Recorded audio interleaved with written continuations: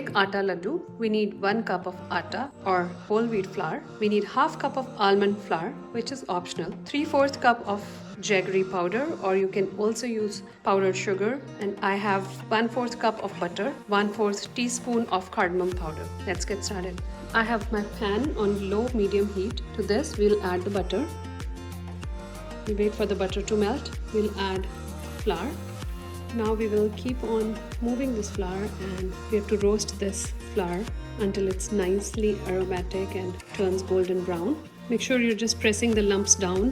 Another thing, don't leave the flour on the heat and think of doing anything else, because this is something which needs all your attention. So now I have been roasting this for about 5 minutes, and I feel this mixture is dry since we still have to add our almond flour to it. So I'll add some butter at this point. There's 2 tablespoons of butter. Now you can see the texture has changed. It has become more soft, and flour has started to release some butter already. You can see how soft it is now. This is the time when we can add our almond flour and give it a mix again. So the almond flour is a little roasted. So now our flour is ready. It is nicely roasted.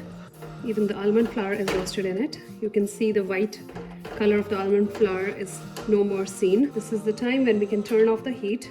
We'll let this mixture cool down a little bit before we add the sugar to it, or the jaggery powder to it. Now this is off the heat, but I'm still mixing it a little bit because the pan is still hot and that can cause the mixture to burn. This will also help it to cool down a little bit. You can see how this is setting together. This is a very good sign that our flour has been roasted very nicely. I have added the jaggery to it, and also I will add the cardamom powder. Mix it really nicely. So adding the jaggery powder gives it a really nice flavor, which is different than when you add sugar to it. So you can also call these ladoos atta gur ladoo.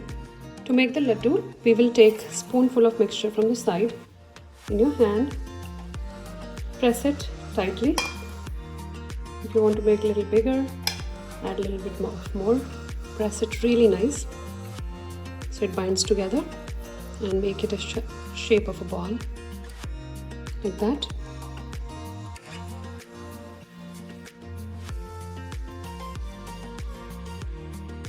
So here our atta ladoo is ready. Enjoy it with a warm cup of milk, or just like that.